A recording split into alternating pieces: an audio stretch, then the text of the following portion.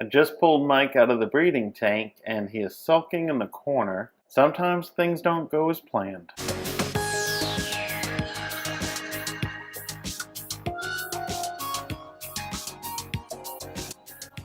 Welcome to Small Fry Aquatics. I'm Jeremy.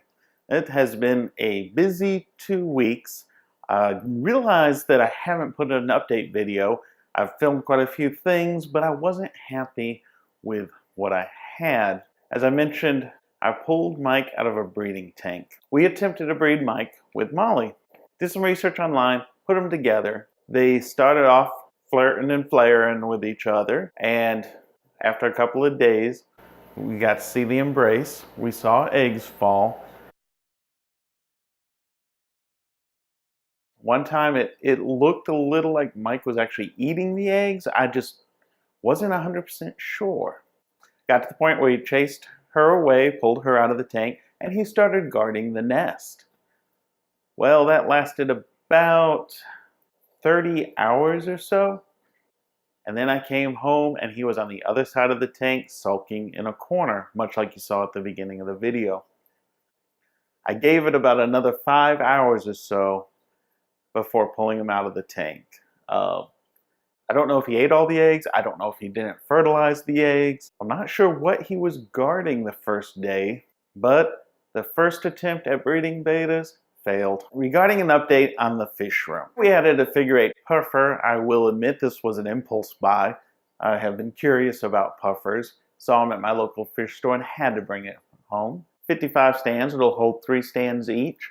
We have also built along this wall back here a stand that will hold 24 20-high tanks. And where the 29-gallon is behind me is going to be a protrusion that will hold 29 tanks.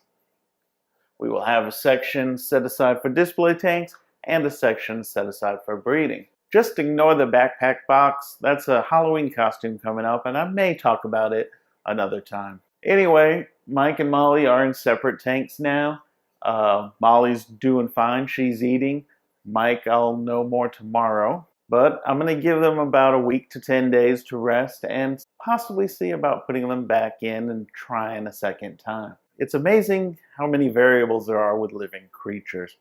The breeding itself, I read, I don't know how many different takes on it. And those two didn't seem to follow any of the timelines from the different sites I read. So if we do a take 2, this will be interesting. I'm kind of wondering if Mike is just a very inexperienced, and it's possible he may not be able to breed. If we fail on the second time, I'll have to look at some other options. Anyway, that's a brief update. If you'd like to follow along the journey, please hit that subscribe button. Any thoughts, comments, post them below, and we'll see you next time. Well, Jeremy's having problems breeding fish. I am getting a lot of guppy and swordtail babies. I just must be that good.